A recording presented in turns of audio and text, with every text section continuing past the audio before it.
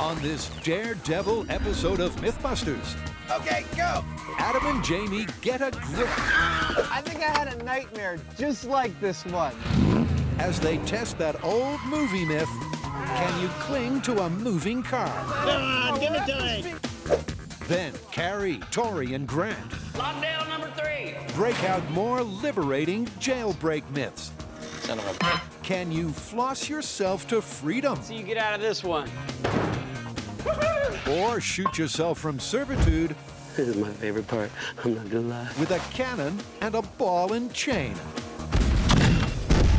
That was cool. Who are the MythBusters? Adam Savage That's significant data. and Jamie Heineman. I think we're going to set something on fire. Between them, more than 30 years of special effects experience. Joining them, Grant Imahara, Tori Belleci, I don't think this one's gonna work. It's just too big.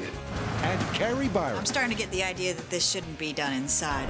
They don't just tell the myths, they put them to the test.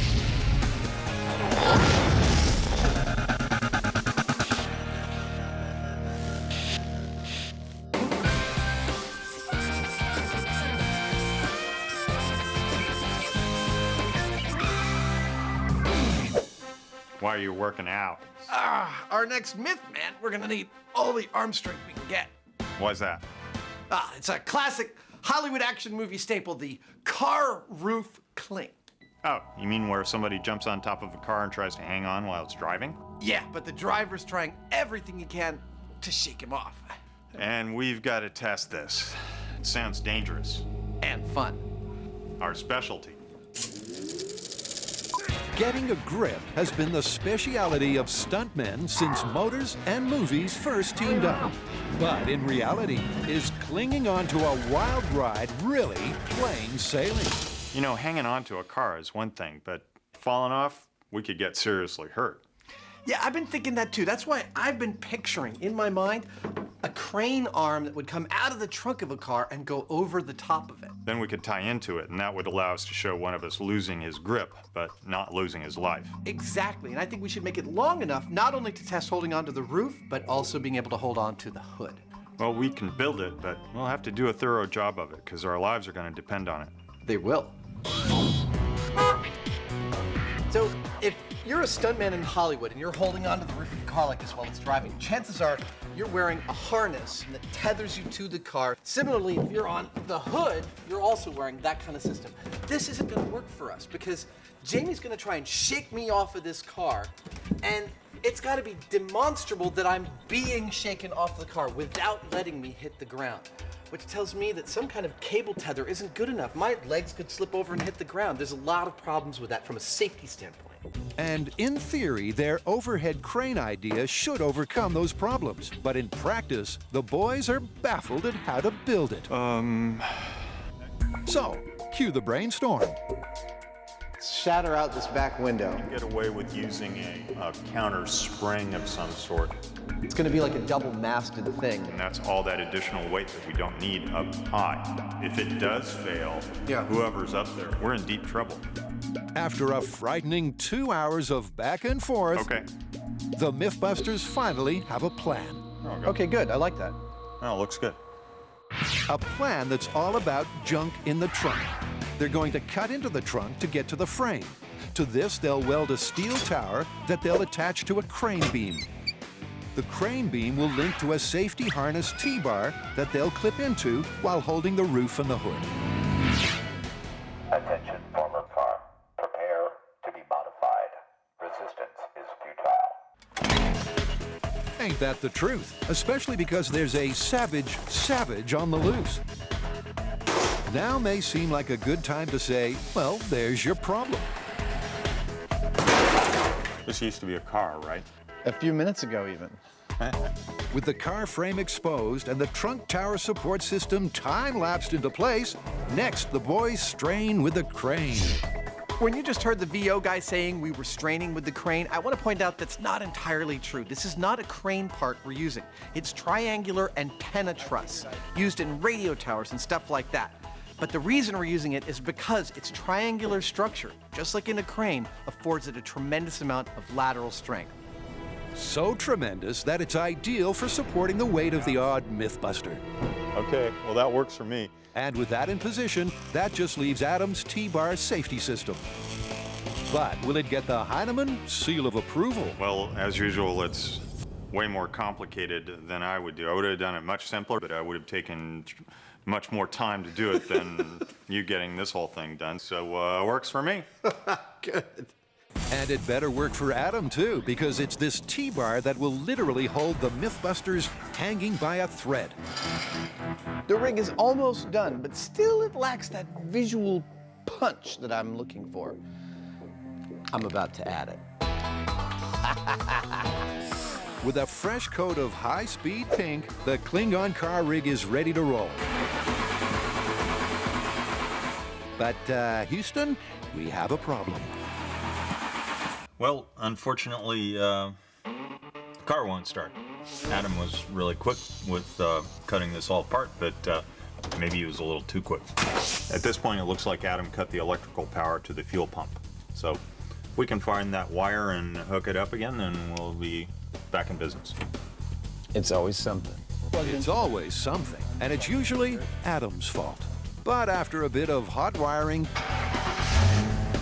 the guys are revved up and ready for the test track. And what could be the ride of their lives.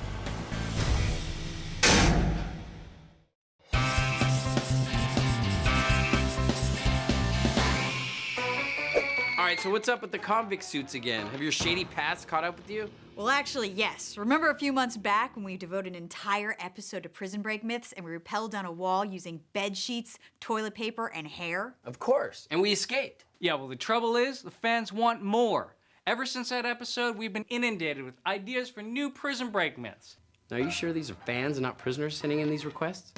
We're busting out of here, see? Yep, in one of the all-time most memorable myth-busting moments, ropes made of bed sheets, God.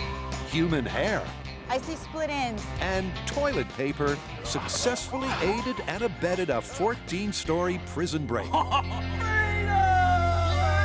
right, so what's up this time? Well, two things. First of all, the fans think that you can escape from prison using a little muscle and a lot of this. What? Yeah, they reckon you can cut through the bars using dental floss. All right, what else? Well, the other one's a little bit higher octane. Supposedly, back in the day, a prisoner took the ball from his old-timey ball and chain, put it in the prison's ceremonial cannon, and launched himself over the fence to freedom. But first up is the fan-fueled fable that flossing can set you free. And back at the big house, Alameda County Courthouse Jail, Hey, Uncle Billy. some of the team are about to get an inside look at the myth. Lockdown number 3. There you go. There's some dental floss. I'm gonna go talk to JD. Good luck getting out of this jail cell. Dude, is this really locked? Dead man walking. That's really locked. So while our duo of desperate dental hygienists attempt to break out, Oh, look. I removed some plaque. Tori gets some inside info from friend of the show, Sergeant J.D. Nelson. So have you ever heard of this myth, using dental floss to cut through a jail bar? Well, I think that'd be pretty difficult just because dental floss doesn't have a lot of grit. But given enough time, I guess anything's possible. What do you think of this? There's silica in most tooth whitening toothpaste. We could use it as an abrasive. Oh, yeah, a little bit extra Yeah. to accelerate the process. Yeah. That abrasive silica, or sand as many of us know it, is a grinding agent used to remove those stubborn stains. But will it remove those stubborn steel bars? Hey, knock that off. Troublemakers. We're gonna have to keep them locked up for a long time. So cutting the bars is a definite, penal code violation. Bound to happen eventually.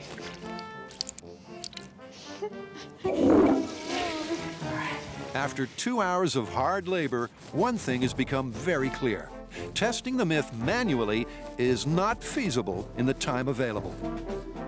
Now, granted, this would take a long time to do by hand. How far? Made it through the paint, but fortunately, I have a secret weapon. And it could have something to do with special robot knowledge. So they're going to head back to the shop, where Grant, staying true to the spirit of the myth, wants to use only materials he could find on the inside. She's out of control! She's out of control! So, trying to free ourselves using dental floss, flossing by hand, didn't really work out. But fortunately, I have a backup plan, and it involves this. This is your average, everyday cassette recorder player, which I have stolen. I'm going to use this to make a machine that will floss for me. So Grant goes to work, turning an old school tape recorder into a dental flossing robot. Easier than I thought. While Tori builds the kind of jail every inmate dreams of.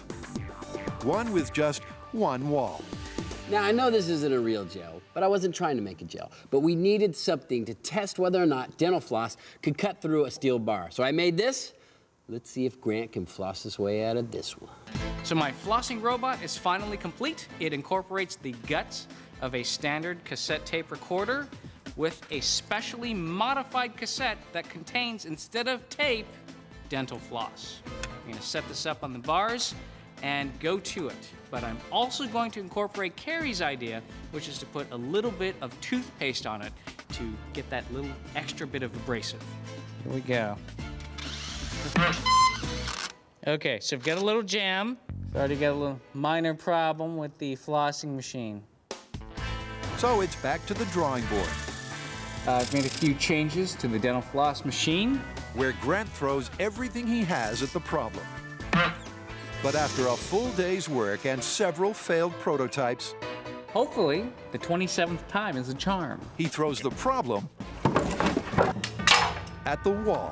I don't think this is gonna work.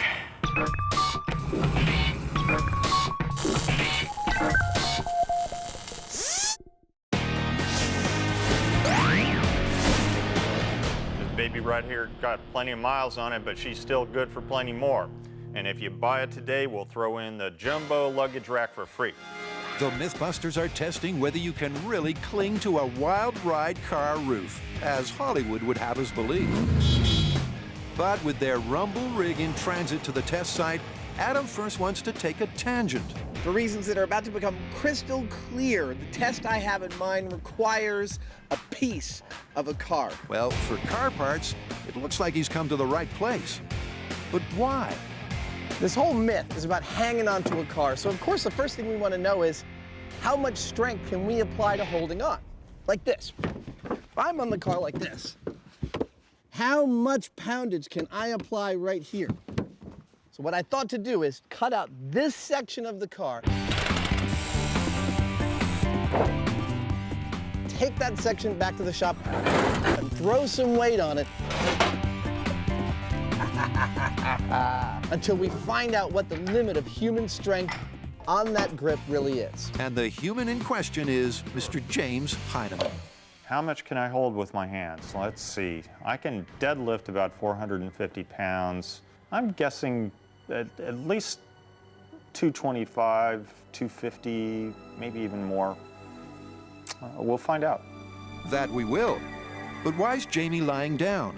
The configuration of the rig with Jamie lying chest down is specifically because it's not about how much his body, his shoulder, any of his muscles except those in his hand and his forearm can hold, and thus we've isolated that here experimentally.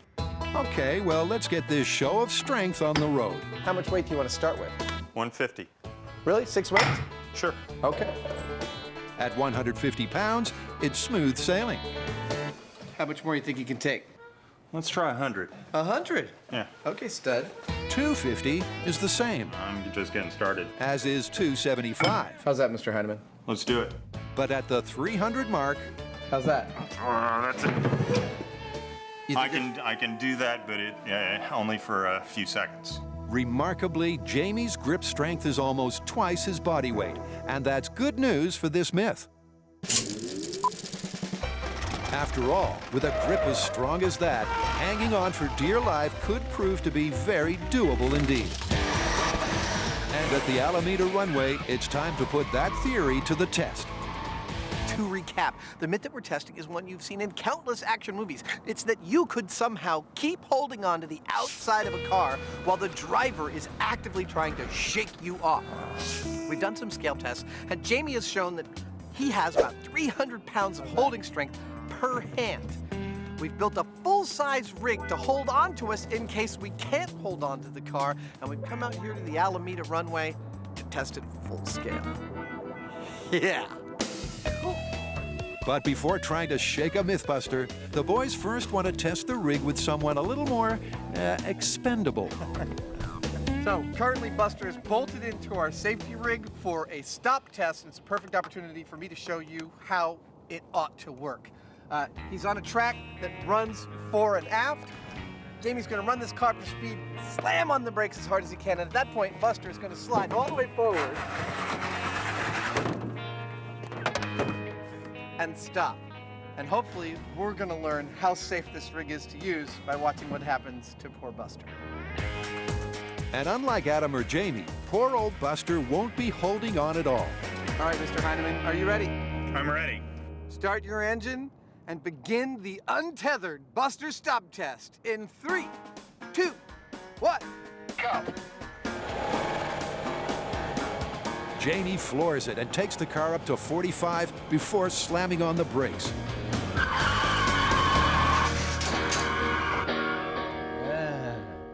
The good news is that the rig did indeed hold Buster off the tarmac. The bad news is that pain-free it wasn't. Here's what scared me about that test. This guy right here, he's made for firemen to carry up and down stairs, to drop in burning, smoky buildings. He's made to take the kind of abuse you just saw and come back for more. He's engineered for that. I'm not. If I was to take that trip down this track and hit the end and bend like he did, I wouldn't be myth-busting for much longer. So nervous are Adam and Jamie about safety that they run Buster through more tests. Go! Brake tests.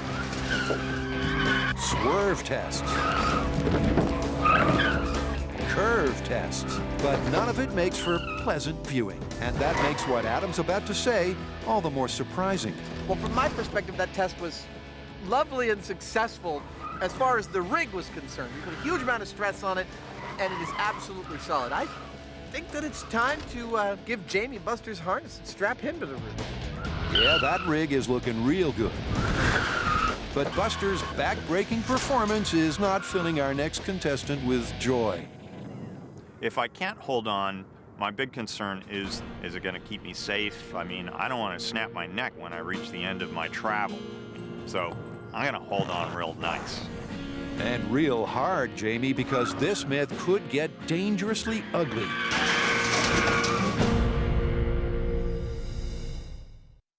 Lockdown number 3. Carrie, Grant, and Tori are getting positively penitentiary. All right, weapons check. Against the wall. Go on, come on. Okay, you're all right. What's this? Is this a file? Off to solitary confinement. You to the yard. Our fun-loving criminals are testing to see if they can free themselves with floss. I don't think this is gonna work. I think Grant's gone through like maybe 300 incarnations of his dental floss tape recorder robot. They don't seem to be working. At least that's what I'm getting from the throwing and the swearing. But despite frustration levels peaking at tantrum, Grant is not giving up. All right, so the tape recorder sucked, but it's gone. It's history. Now I'm gonna ramp it up and use whatever materials I want to make the ultimate automatic dental flossing machine. And then we'll see if it's possible to floss through bars. This time, Grant is unleashing all his robot resources, creating a tension system that will simulate the grip and sawing action of a human being. Okay, so the ultimate dental flossing robot is finished. Now it's time to give it a shot. And if this works, it should go bzzz one way and then bzzz the other way. So, cue take 2 for Grant and Carrie's escape attempt. Yeah, you hear that high-pitched sound? Uh-huh. That's the sound of freedom. And once the ultimate dental flossing robot is up and running, there's nothing to do but sit back and wait. Do you have any 8s? Go fish. Except for some scheduled maintenance. Damn it! Son of a hang on. Why are you going that way? Okay, 1 second. Oh, hang on. My prediction is that we'll get out on good behavior before we actually get out of prison. Maybe Grant and I will get out on good behavior. Tori's probably a lifer. He's a bad boy. Spirits are down in cell block A. Looks like we need a good cavity search. But in spite of the oppressive regime, there is hope. So after 3.5 hours, the ultimate flossing machine has given us a glimmer of hope. There's a shiny spot worn into the bar. Now it's not very deep, so it's a very tiny glimmer of hope. But that's only 3.5 hours. We're gonna let it go for more and see how far we get. So our merry metal workers leave the robot flossing for a full week before they check the results. And while it may not be as fast as a hardcore hacksaw blade, amazingly, Grant's gadget is doing its job. So it looks like we got a little progress. How'd we do? Well, over our week, we did a total of 2,111.5 minutes of flossing, which corresponds to 35.2 hours. Wow. We got 15 thousandths of an inch. So it's actually cutting through the bars. I mean, it's gonna take you forever, but I mean, you can actually do it. At that rate, it'll take us 140,767 minutes. What's that break down to? Well, assuming you could do 8 hours of flossing a night, that would be 293 days. But remember, that's only one cut in one bar. Well, theoretically, if you can cut into one bar, you can cut into 2. So I guess we're calling this one plausible. Yeah, plausible. Plausible it is.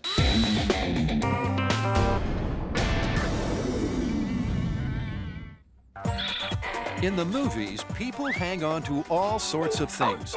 But can you really cling onto a car? That's what the MythBusters are about to find out. Despite Buster's back-breaking behavior, I'm gonna hold on real nice. Jamie figures that his grip will brace him against the movement of the car. And he won't become a missile like a dummy. Well, so far I'm convinced that our rig is safe for us to use. As for the myth, honestly, it's not looking that good as far as the dummy's behavior. That doesn't necessarily have any bearing on what happens when Jamie gets on the roof. I mean, this is a guy who scaled a building on a knotted rope. This is a guy who water skied behind a rowboat. He broke down a door with nothing but his shoulder. So while superhuman Jamie psychs up and clips on, here's the plan. I'm toast. Yeah. The boys are going to break the car cling myth into 3 classic testable elements: the zigzag shake, the long curve, and the emergency stop. At speeds up to 45 miles an hour, will Jamie cling or fling? So we were thinking, if you're driving down the road and someone's on the roof of your car, the first thing that's going to occur to you is to do a kind of swervy maneuver to shake them off. That's what we're going to start with. Well, the insurance company won't let us go above 45 miles per hour, so I say let's go to 45 and give it all we got. I'm ready for you, buddy. Let's go. I think I had a nightmare just like this one. To make things a little bit easier for Jamie, for this initial test, although the speed is up, the windows have been rolled down. Will Jamie get a grip? Here we go. Multiple swerves. In 3, 2, 1, go. I'm gonna get into character. Who's that on my car? Yeah, me. Come on, give it to me. Here we go. Swerve 1, swerve 2, swerve 3. Come on. Amazingly, despite the considerable G-forces, Jamie hangs in there with ease. How was that, dude? It wasn't a problem holding on, but it's a little thrilling.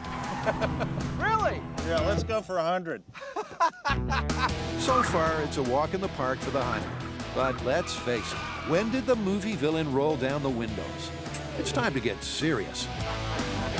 With the windows down, I've got a pretty nice strong hold, and I almost figure I could hold on through about anything short of a crash. With the windows up, not so much. It's not a whole lot. There's nothing to grab onto. Clearly, this test is going to be a nail-biter. Go!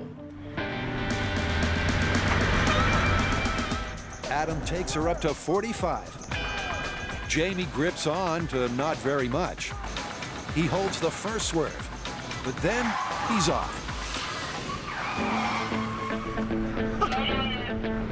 Dude, tell me you're okay. I'm fine. Really? Yeah, I lost it on the second turn. The first one I was okay, but that little, two-step got me, and I went over the side. I was holding on as hard as I could, but I just slid. So with our Klingon cowboy slung off at 45 miles an hour, part one of the Car Kling trio is busted. So it's onward and upward. This next one, I'm calling this test the long turn. Effectively, I'm going to be driving in circles, applying centrifugal force on Jamie. Starting off slowly, but eventually ramping it up to see if I can, find its limit. All right, Jamie, just 360s as fast as you can manage them. And from here on in, the boys are only going to test with the windows up. I'm ready. All right, here we go. Centrifugal turn with a single complication. Uh-oh. Even as Adam reaches 15, it's clear that Jamie's struggling. Then, at only 20 miles an hour, he's down. That's it.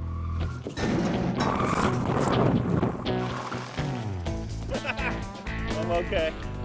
How you doing there, brother? That's kind of hard. I mean, I was doing all right, but all my weight is just like right on that little tip of the finger, and sooner or later they give. In fact, it's virtually impossible, meaning that part two is also busted. So it's time for the finale. Windows up. As we usually do, we have saved the worst for last. We are now going to subject Jamie to the sudden stop, which hopefully will send him virtually tumbling forward on the car. I won't be adding the second part that you always see in the movies in which I drive over him. That's what our rig's supposed to prevent. But I tell you, I don't think he's going to be able to hold on during this test. Jamie? Yeah. I think you're going down in this one. You do, huh? Uh-huh. We'll see about that. All right. Sudden stop. Here we go. In 3, 2, 1. For safety's sake, Adam takes the car up to just 25 miles an hour. Jamie desperately braces himself with all the strength he can muster.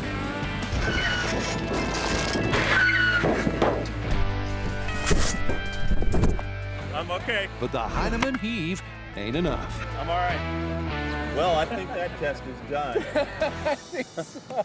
I'm actually seeing some stars from that. Really? Yeah. As Jamie flew off the roof like a giant piñata, the G-force was so great that he nearly blacked out. It's a seriously close call, but after a medical checkup, he's given the green light. Good job. That one was a little too close for comfort. I really dug my fingers into the windshield. I knew exactly when Adam was going to hit the brake, and I was braced for it, but it still just wasn't quite enough. But in a real-life situation, you're not going to know when something's going to happen. You're not going to be able to brace for it. So that's a huge difference. And like as not, you're going to be flying off the car in a heartbeat. In other words, it's part 3 busted. And after drama like that last test, you'd think the MythBusters would pack up and head home. But no.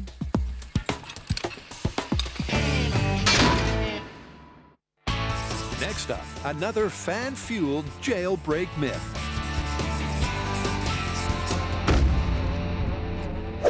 Okay, so our last prison escape myth is a bit bizarre. It comes from a fan posting under the username PizzazIP, and it's a story of an 18th century prison escape.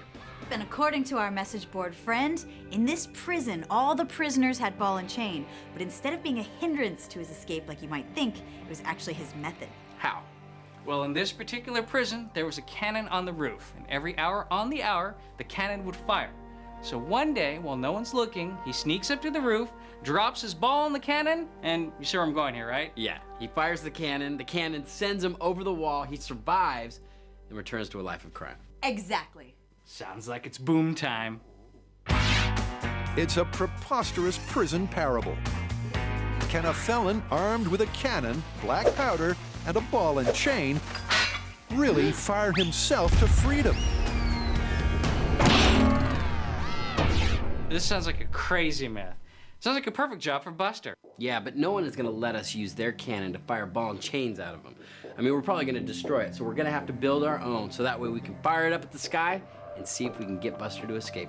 I don't even know if we're gonna be able to blast Buster over a wall. Absolutely. But what I think is even more important than that is whether the human body can withstand the sorts of forces involved in firing a cannonball. Cool, but if we're gonna start building cannons, balls, chains, I think we need to do a bit of research first. Sounds good. So our budding jailbusters are going to blast off with some homemade cannon 101. Whoa, there it is. How you doing? How are you? And Pretty good? MythBusters pal Frank Tabor is the guy with all the gum fun guns. Big ones.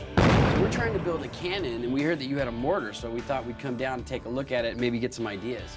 Yeah, it's going to be the same principle. You're just going to have a longer barrel on yours. Mortars are shorter. And of course, the stuff that sets these babies off is black powder. How much powder do you use?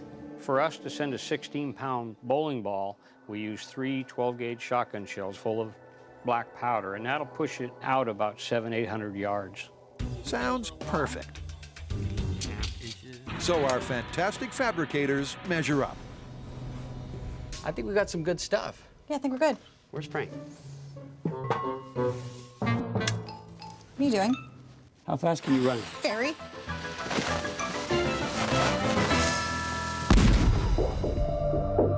With the smoking cannon design sussed, Tori and Carrie next walk the line with some ball and chain chatter.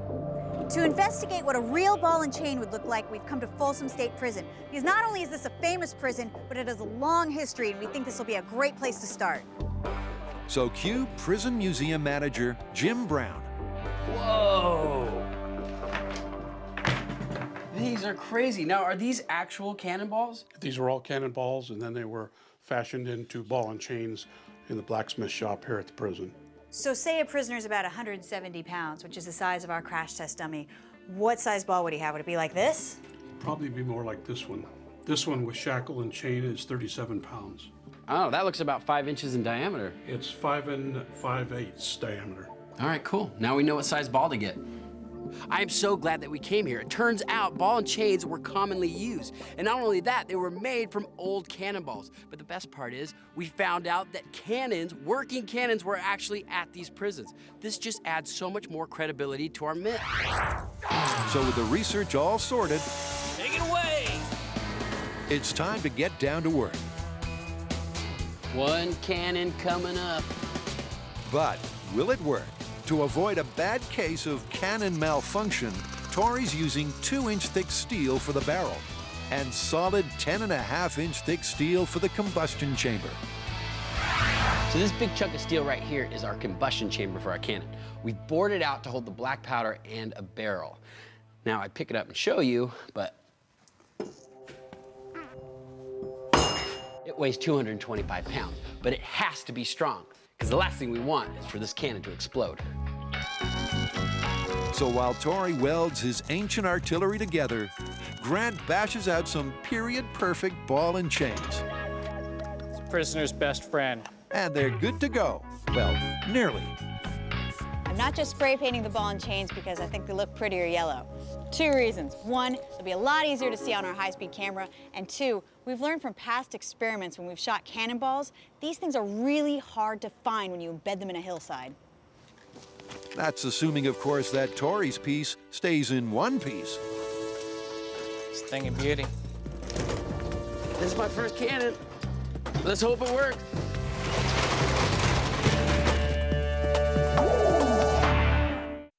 Over the years, we have done some pretty outrageous things with automobiles. We've built custom ejection seats into them and activated them on Buster. We have jumped them 175 feet and remote controlled them, and we've put rockets in the back. This mod right here is up there with one of the coolest things we've ever done. And they've been using it to find out if you can really cling onto the roof of a moving car. And the results are not good. With windows up, Jamie was forever flung off. But the roof was just one half of the myth. The other movie staple is the hood hang. First, the zigzag. All right, dude. Give me all you got. And rather than give it all he's got, Jamie's going to take it slow. 3 zigzags at 20 miles an hour. How you like that? How about that? But that's all it needs for Adam to get airborne. And it's all down to a tenacious grip. The problem with the swerve is what you're holding onto here on the hood. It's not uniform like the car doors. There's a whole bunch of vents and windshield wiper parts in there. My hands were very close to going into places where they'd start to incur some serious damage. I have to say, swerve, boop, it's out. So after a quick reset, it's on to the long curve test. All right, Adam on the hood, long centrifugal turn. Are you ready? I'm ready. About 15 miles an hour. Jamie pulls away, and Adam starts off confident. Oh, I can still hold that. Go faster. But soon gets his comeuppance at just 20 miles an hour. Oh, whoa! Yeah, that was about my limit right there. The problem with a long centrifugal turn isn't a problem with my grip, it's with my attitude. And I don't mean my mental attitude either, I mean my orientation to the car. My grip on the hood is linear to the car, but the force on me from the turn is perpendicular to the car. So it doesn't matter how hard I'm grabbing, eventually I'm being pulled so hard this way, I just can't hold on any longer. So the roof hag is none from 2, and that just leaves the emergency brake, where anything could happen. I have to say, I don't have high hopes for my ability to hold on to the hood of this car under the stress of a sudden stop. I think this is where the buck will end. Adam on the hood with a sudden stop. I think he's going to be able to hold on because he's in line with the direction of force. He's got a good handhold on the inside edge of the hood. I don't see him coming off at all. Well, there's only one way to find out. I'll be careful. 25. At 25 miles an hour, Adam pulls it off with room to spare. 25 miles per hour, no problem. Let's go to the maximum, 45. Throwing caution and insurance to the wind, Jamie floors it for the finale. 35. 45 miles an hour.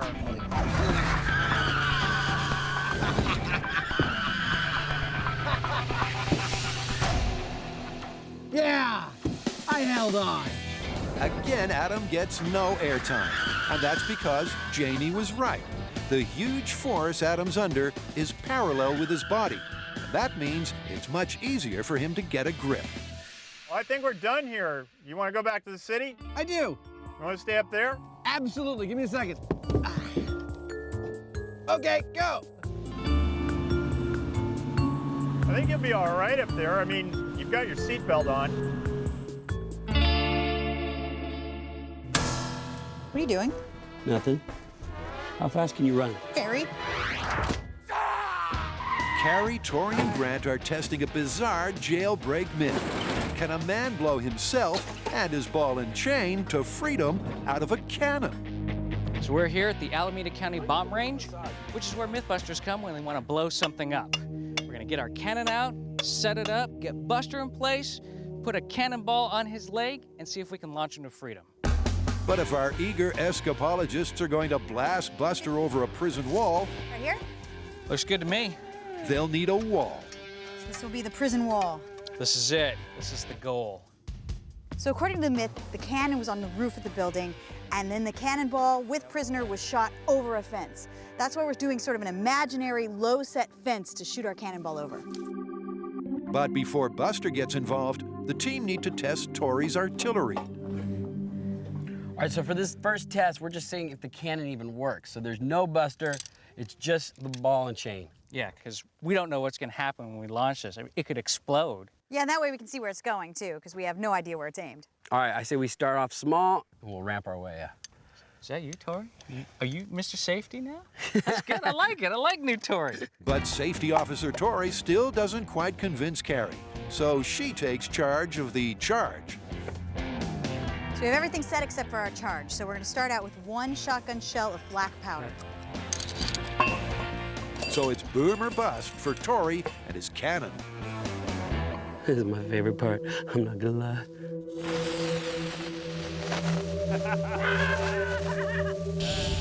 As you see the fuse getting shorter, the tension mounts.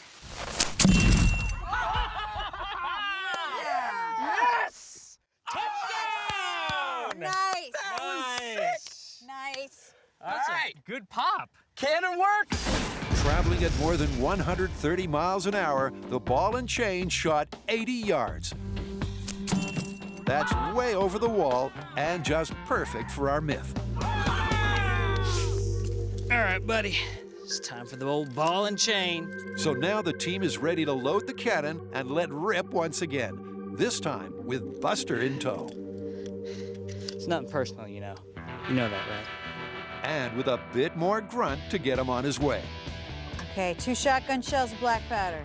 If one shot blew the ball and chain 80 feet, will 2 shots fly Buster 50 feet and over the fence? Okay, let's do it. All right. Well, no time like the present to find out. Okay, so our cannon is in place. It's aimed at the wall's all set up. We've got our cannonball attached to Buster's leg, and our prisoner Buster is ready to fly. All we need to do is light the fuse. Yeah! Something good is bound to happen. Something's gonna happen. Let's hope it just knocks him over the fence and the myth's confirmed. All right.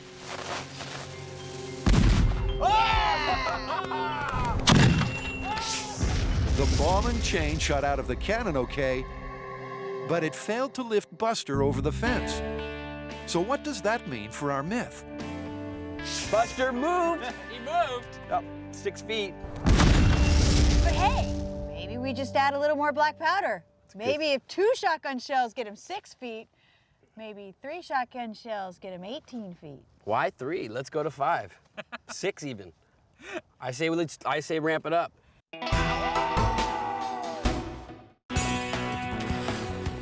Carrie, Tori, and Grant are having a blast with this bizarre jailbreak myth. Is it possible to fly a jailbird to freedom by firing his ball and chain clean out of a cannon? So far, it looks like this myth just might fly. All that's needed is more oomph. Or is it really that simple? Well, you know what? Buster is made of metal, so he's totally missing the human element. Well, we do have some rope. To the best of our research, is the closest that we could find to the breaking strength of human tissue. So for the sake of authenticity and science, for test 2, the team are going to find out if rope, simulating a human hip joint, can outlast the blast and fly Buster to freedom. What we're doing right now is we're replacing the steel connection between the leg and the hip with rope. Now that rope is our best guesstimation of what the tear strength would be of a human limb. This half-inch synthetic rope has a breaking strain of nearly half a ton. Okay. About the same as the muscle and ligament in a real human hip joint. All right, everybody clear? Here we go. Come on! Here we go!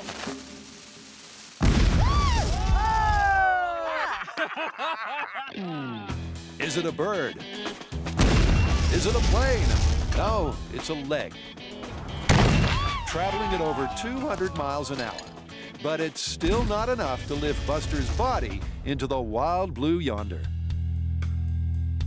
Lit the fuse, ran for cover, the cannon went off, but Buster was left behind. But his leg went free. It actually made it over the wall. The thing is, though, a real person would not survive this.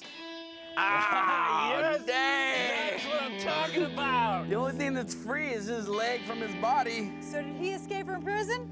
Afraid not. But you know what? No matter how you look at this one, it's still busted.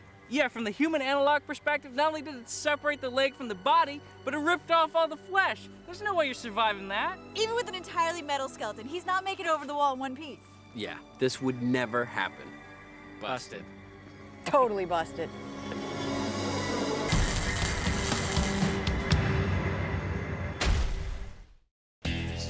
Adam and Jamie have been flung left, right, center. Testing the myth of the car cleaner. And the results are in. I'm all right. How are we gonna call it? Dude, I'm calling this one Fun with a capital F. I swear this is a whole new amusement park.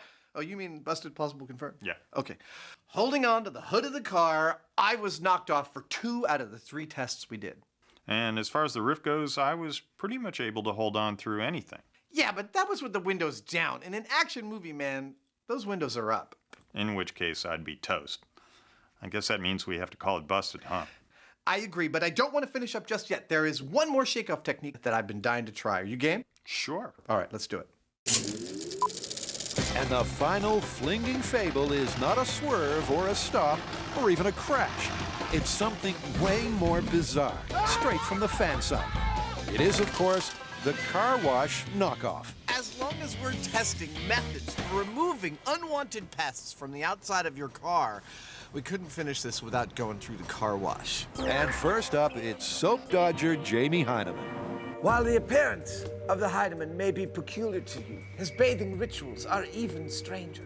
He travels the urban landscape looking for a host, and when he finds one, he guides it into a washing facility where, like a symbiotic parasite, he rides through the cleaning facility until he is completely cleansed. And his host is ready and waiting. Come on! Once again, Jamie assumes his position on the roof. Oh, you're ready? Here we go. Oh, God. This is awesome! Now, how often do you get to wash yourself, your clothes, and your car at the same time? Oh, that's cool. I feel like I'm going through a noodle machine. After a quick blow dry, this noodle is done. How was that? That was definitely one of those what the heck am I doing moments. What was the worst part? The cold. With a water temperature of 55, it sure was chilly, but Jamie stayed on. Now, can our boy from the hood equal this effort? I'm ready. You're gonna go through that butt first, huh? Absolutely. All right then. Well, have fun. I will. Adam, have fun? Surely not. Oh, no. Oh, that's cool. Adam clings on through the rinse and through the spin. The drying gives him a shock, but not a knock. It's a thing, isn't it? Yeah.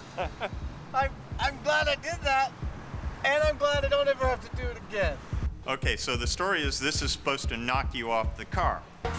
Not even close. I didn't even have to hold on.